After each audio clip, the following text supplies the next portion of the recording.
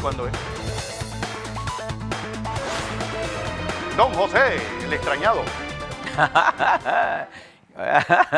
Yo también, dice.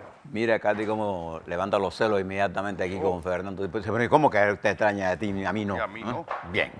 Gracias, Katy. Oiga, no hay duda de que la noticia más importante del día de hoy, jueves, será la reunión que el Pleno de la Corte Suprema de Justicia va a dar, creo que a partir de las 11 de la mañana. Exacto. Para ir al fondo de si la Corte tiene o no competencia para seguir en este caso de Ricardo Martinelli. De ello le voy a hablar. Pero escuché, y aquí tengo unas declaraciones que no logro comprender, pero quisiera ponérselas rápidamente en perspectiva. Mañana les voy a ir más al fondo de esto, porque tengo algunas reuniones con gente experta en materia financiera y en lo que se llama el sistema penal panameño. La señora Procuradora General hizo una serie de pronunciamientos y leo algunos de ellos. La señora Procuradora dijo, en estos momentos estamos teniendo información que muchos procesados están tratando de vender sus capitales accionarios a personas o grupos extranjeros. Mi mensaje es, verifiquen bien lo que van a hacer. Si estamos en pleno proceso de investigación por blanqueo de capitales, dice la señora Porcel, Procuradora General de la Nación, si una persona procesada vende, indirectamente el comprador podría quedar en un proceso penal, advirtió, quien además dijo a los empresarios sobre quienes adquirieran sus bienes los pueden hacer pasar un mal rato. Bien. Cuando yo escuché esto, inmediatamente me llené de preocupación, no porque en particular tenga o no acciones de nada, que no tengo ninguna, sino por el efecto que estas declaraciones tienen en el sistema financiero y económico de una nación y particularmente de la República de Panamá. No voy a hablar sobre qué investigación está haciendo la señora Procuradora porque no sé de qué está hablando, de qué investigaciones se refiere, pero yo sí le puedo adelantar lo siguiente, con comprensión clara de lo que pasa en el sistema financiero, no solamente del país, sino global. En forma frecuente, diaria, en el mundo entero, donde hay transacciones financieras, hay empresas bajo investigaciones. A diario. Pero el inicio de un proceso no indica que usted es culpable de absolutamente nada. Bueno. Y eso no impide que se den las transacciones financieras. Y con el récord de investigación de este Ministerio Público todavía es peor. Pero aún más temeraria sin entrar ahí al detalle de esto, el principio fundamental de la presunción de inocencia y de que la justicia es un objetivo que tiene que tener como tema fundamental el bien común. Y que estas declaraciones de advertencias innecesarias, a mi juicio, crean una situación de incertidumbre y el incremento de la incertidumbre aumenta el riesgo de un país y como consecuencia de aumentar el riesgo ahuyenta la inversión, ahuyenta a los empresarios a tomar nuevas iniciativas para generar ¿qué cosa? Empleo. Entonces quisiera llamarle la atención al Ministerio Público de que independientemente de sus preocupaciones, siendo ellos, si yo digo una cosa como esa, no tiene la mayor resonancia porque yo no soy una autoridad. Y aún así, ya hay circulando por ahí, señora Procuradora, rumores de que los Estados Unidos va a quitarle el dólar a Panamá. Mire usted las cosas que decimos. Las bestialidades que se están diciendo. Y eso es totalmente falso, ¿no?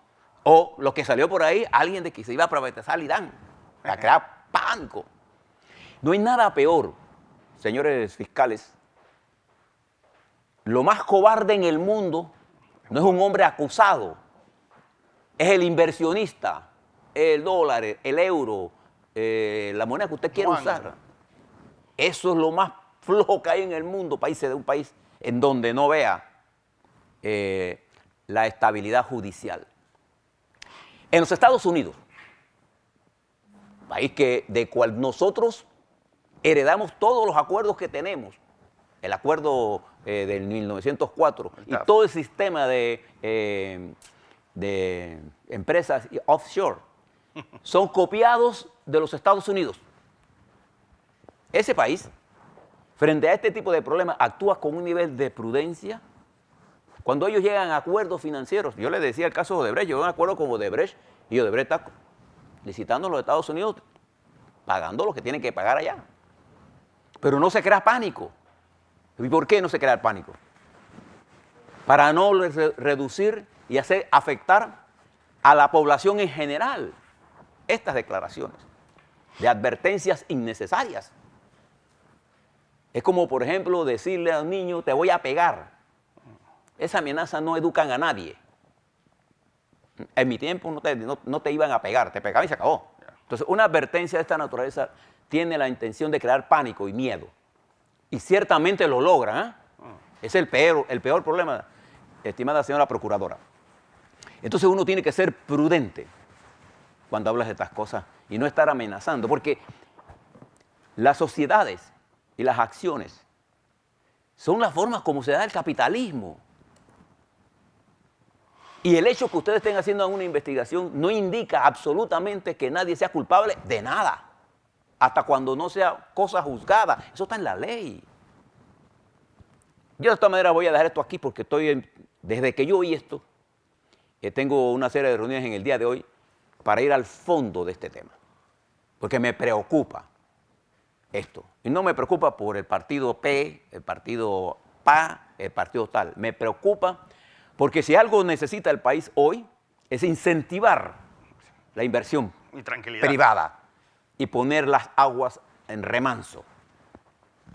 No estar haciendo pescar en río revuelto y revolviendo el agua que ahuyenta. Fíjese cómo está el mundo, mire lo que está pasando en el G20. Mire cómo está Inglaterra.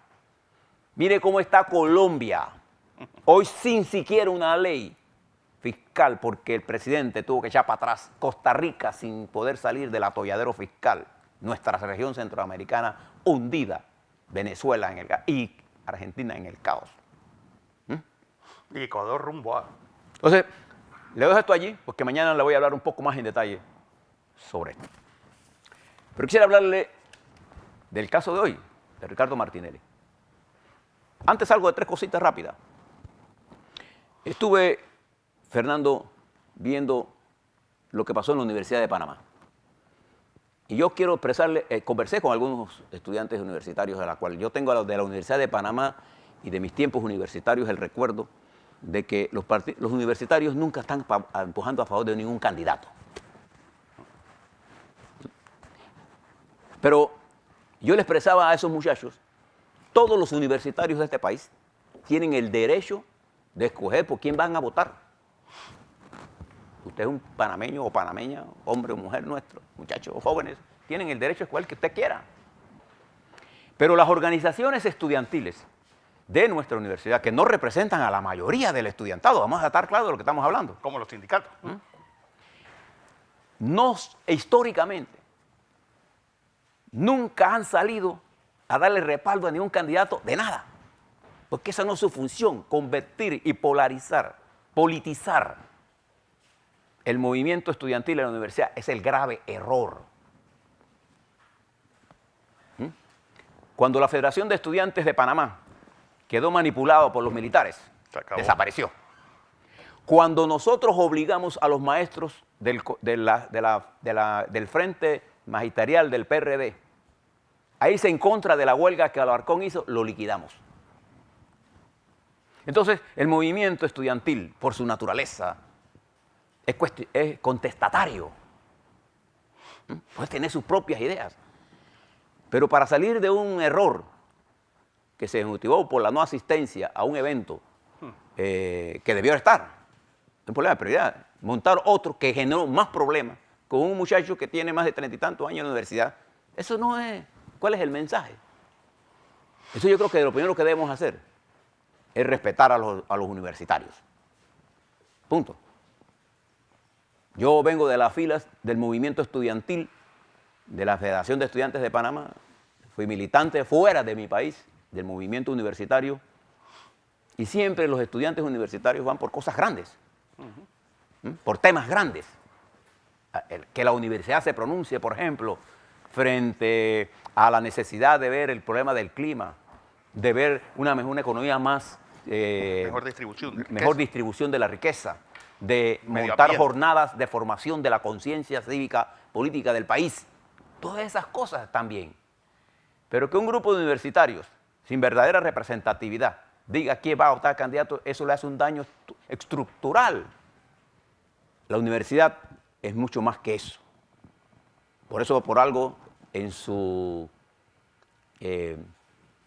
eslogan tiene una estatua de una frase de Emerson, hacia la luz. Lo que construyen sobre ideas, construyen para la eternidad. La universidad es un faro de la búsqueda permanente de la verdad. Y la verdad no está en la politiquería.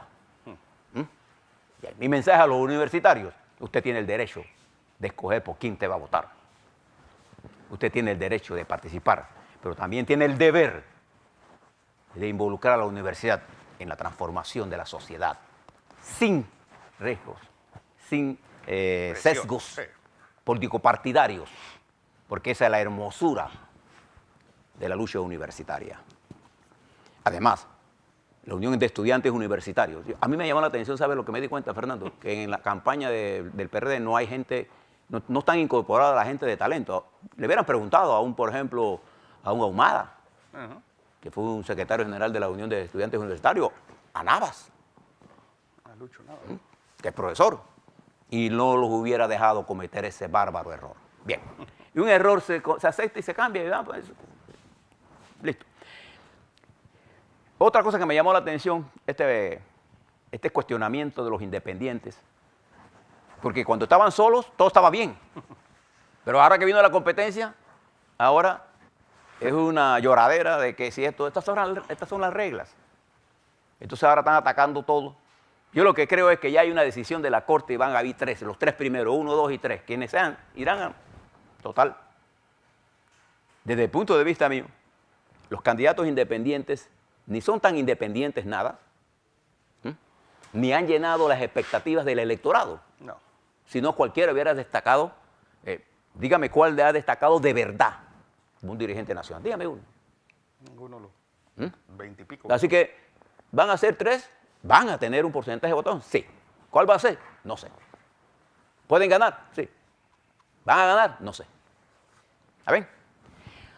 Pero atacando al Tribunal Electoral, en una actitud, cuando estábamos arriba todo estaba bien, pero cuando nos vamos acercando a la cuarta posición, entonces nos convertimos en, no, hay que ser sensato, hay que tener, mira, en mi pueblo dice, hay que ser serio.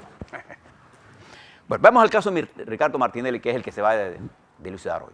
Fíjense, aquí tenemos varios hechos. El primer hecho es que el magistrado Mejía, que funge como magistrado de garantías, a lo largo de su gestión, lo que menos ha hecho es garantizar los derechos del imputado, en este caso Ricardo Martinelli, porque ni siquiera lo imputó, lo acusó sin imputación. 2. La única razón por que la Corte Suprema de Justicia adquiere competencia para juzgar a Ricardo Martinelli era porque era diputado del Parlacén. Al perder él por renuncia confirmada, ¿no es así? Su condición de presidente, miembro del Parlacén o ser diputado, porque los diputados del Parlacén y los diputados, de acuerdo a la Constitución, en su artículo 155, son juzgados por la Corte Suprema de Justicia solamente por ser diputados. Al no ser diputados, la Corte perdió competencia. Punto. Entonces, ¿qué hizo Mejía?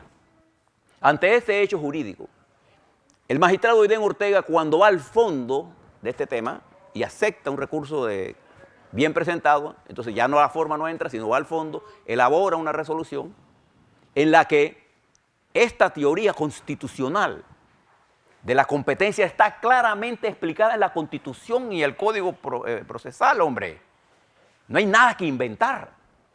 Así lo dijo incluso, lo han dicho muchos juristas, y cuando lo dijo Mario Galindo, muchos se quedaron boquiabiertos. Ahí les cayó el cuara. ¿No? Porque en realidad Esa es desnudo. ¿Se acuerdan que yo le dije el martes? Aquí tengo esta declaración, mírenla. Y cuando todo el mundo la vio, se dieron cuenta que el magistrado Mejía lo que está inventando, legislando. Y hoy aparece en la prensa un artículo de este abogado Noriega, el justificador de todas las locuras del Noriega, gobierno. que escribe muy bien. No le voy a quitar su talento. Pero fíjese la tesis de él. Una vez que la Corte adquiere una competencia es eterna. Oh.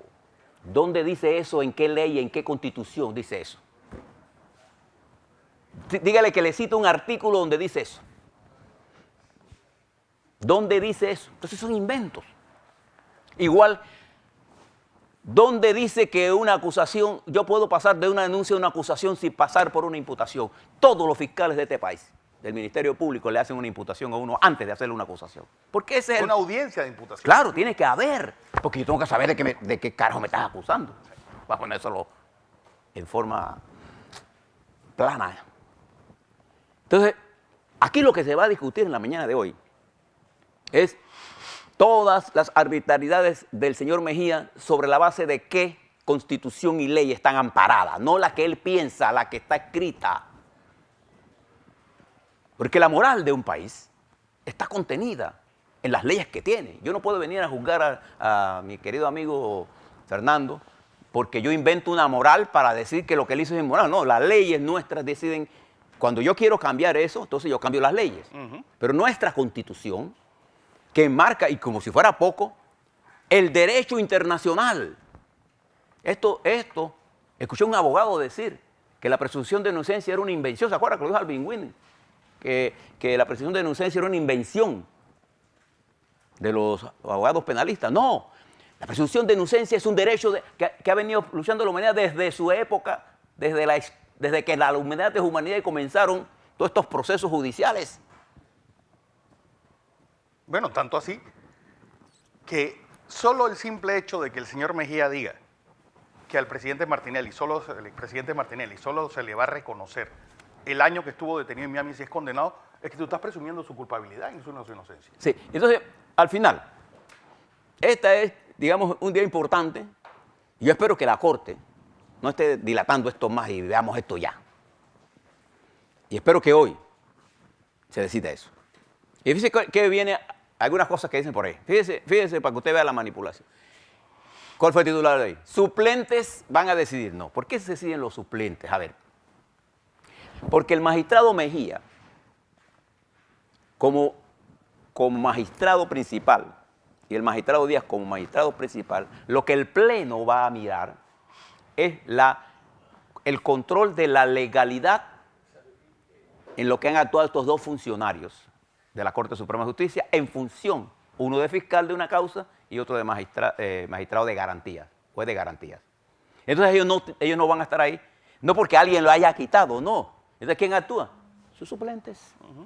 Y otros no están, otro magistrado está enfermo, bueno, ¿quién? Sus suplentes. Entonces, los suplentes son eso. Y son gente que está allí porque tiene los requisitos para hacerlo. Entonces, esto no es el problema de que si fueron suplentes o no. Es que el magistrado Mejía, por eso, siendo él, a él el que lo van a llevar, si tiene razón jurídica o no, era impropio de él hacer un discurso atacando a sus colegas y particularmente al colega Ovidio Ortega, porque él no tiene ni siquiera nada que hacer en ese pleno. Él tenía que respetar a sus colegas, pero ni eso. ¿Sabe por qué? Porque se quiere aparecer como el doctor, el non plus ultra, el doctor que todo lo sabe, el inventor del derecho, porque él se considera un teórico del derecho.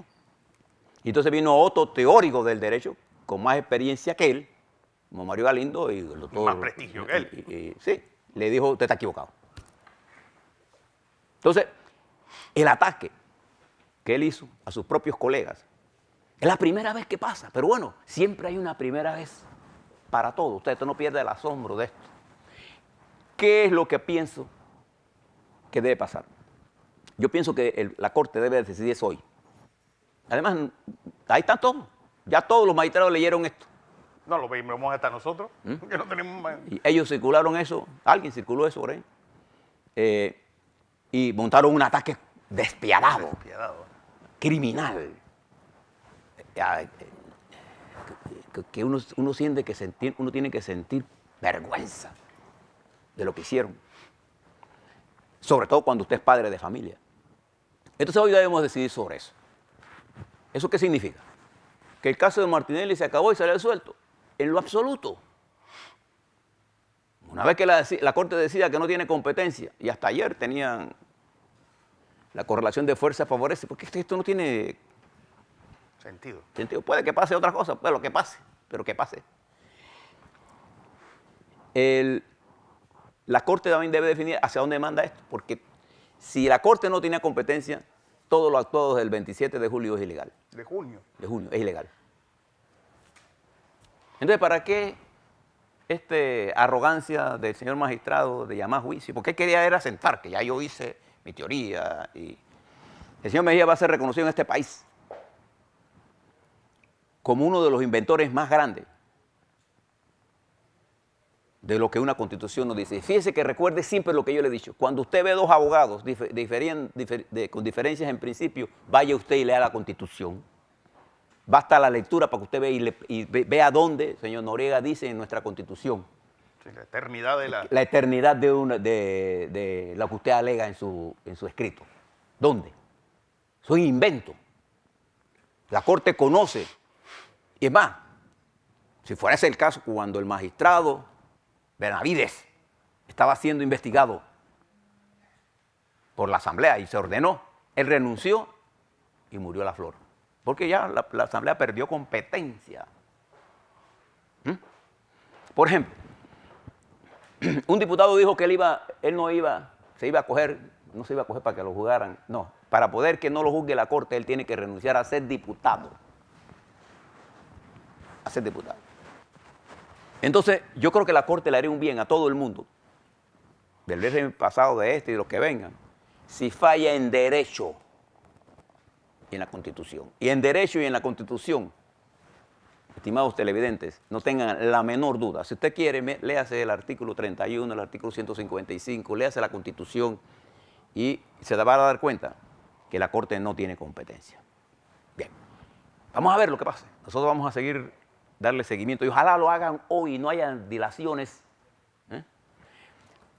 Otro tema para terminar. Ayer escuchaba al presidente de la República hablando desde Boquete, diciendo que él había hablado con la presidenta de la Asamblea Nacional por teléfono para invitarla a el banquete de Estado, que el lunes, un almuerzo, entiendo, por lo que dijo el presidente, no porque nadie me dio ninguna información.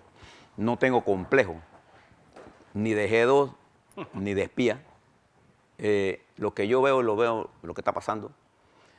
Eso fue lo que dijo el presidente. La invitó y le habló para buscar una salida política. Si yo tomo como ciertas las palabras del presidente, quisiera impulsar en la Asamblea Nacional y en el Ejecutivo, este es el momento del diálogo. No lleven más a estirar la cuerda de este país que se está reventando en términos políticos. No deje que la política y las pasiones personales prevalezcan. Necesitamos un acuerdo. Les pongo como ejemplo lo que está pasando en este momento en Inglaterra. En este momento que ustedes y yo estamos hablando, la señora primera ministra de Inglaterra está sentada con todas las bancadas, todas las presidencias de las comisiones del Parlamento para explicarles antes de la votación del 11 de diciembre lo que es el Brexit y los acuerdos que ella necesita. Porque se requiere una voluntad política. Esto usted no lo va a lograr ni con la sociedad civil, ni con el periódico, la prensa. No, señor presidente. Esto menos con el Consejo de Seguridad. Usted lo tiene que discutir con la presidencia de la Asamblea y con la directiva de la Asamblea Nacional y ponerse de acuerdo en los temas, porque nos urge. El ramillete de leyes que usted presentó son urgentes para el país, pero sin consensos. no vamos a tener nada. Nos urge resolver el problema de los magistrados, pero tiene que haber un consenso, un acuerdo, porque el presidente, aunque la Constitución, me dice lo que dice la Constitución le dice al presidente que él nomina los magistrados, el presidente, pero los ratifica la Asamblea. ¿Y por qué eso es así? Porque el constituyente, y no solamente en Panamá, eso pasa en los Estados Unidos y en cualquier lado, el constituyente pensó, y está escrito así, que el presidente que es electo, el gabinete no es electo, y no es el presidente que lo escoge, es el consejo de gabinete. Entonces pasa el órgano político por excelencia en donde todos los votantes, todos los diputados son electos por los votantes. Entonces ellos son la expresión de la democracia local. Y es por eso que la decisión de la Corte Suprema de Justicia no es una decisión exclusiva del presidente. Es una decisión dividida entre el presidente de la República y la Asamblea Nacional. Y como consecuencia se impone una discusión política de lo que va a pasar. ¿En función de qué? De escoger los magistrados que llenen los requisitos constitucionales y que tengan la capacidad política de nombrarlo. ¿De qué sirve que yo tenga un genio y la Asamblea no lo quiere nombrar? Pues ya no sale, se acabó, tan simple. Entonces tienes que poner otro, no tienes que ponerte bravo. Porque esto no es un reinado, esto no es una monarquía. Una democracia en donde cuando tú no tienes los votos, tú la tienes que ir a buscar. Bien, vamos a darle seguimiento a lo que está pasando porque creo que la presidenta de la Asamblea, según lo que dijo el presidente, la ha invitado él al diálogo. Vamos a ver si ese diálogo se traduce en algo positivo. Ojalá así sea. Igual que ojalá sea que el Ministerio Público, este tipo de intervenciones, los mida con cuidado por el efecto negativo que esto tiene en la economía. Esto no es que afecta de que a Blandón sí y a Fernando no. No, esto afecta al conjunto de la economía y todo el mundo dice, espérate, ¿y esto por dónde va? Afecta al sistema financiero, afecta a las casas de valores, las inversiones que en este momento se están haciendo. Aquí hay ventas multimillonarias que se están haciendo. Entonces, mucho cuidado, hay que actuar con cautela. Y yo no me pronuncio en nada de lo que está haciendo la señora procuradora, me pronuncio en mi preocupación por lo que ella dijo, que genera un nivel de incertidumbre muy alto en un momento precisamente en donde lo que menos necesitamos es más incertidumbre para aumentar más riesgo. Este es un momento de actuar con cordura. Mire cómo está el mundo. Las bolsas de valores están subiendo y bajando en una forma dramática. Ayer subió en una forma exponencial. Asimismo había bajado la semana pasada. El petróleo cae, sube.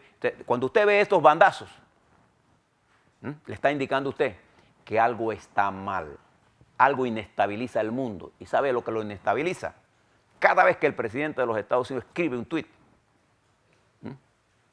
moviliza las bolsas. Y ahora estamos en una guerra política y una guerra comercial en medio de conflictos militares que nos pueden llevar a días muy profundamente negros. Aquí actuemos con cautela. Ese es mi comentario.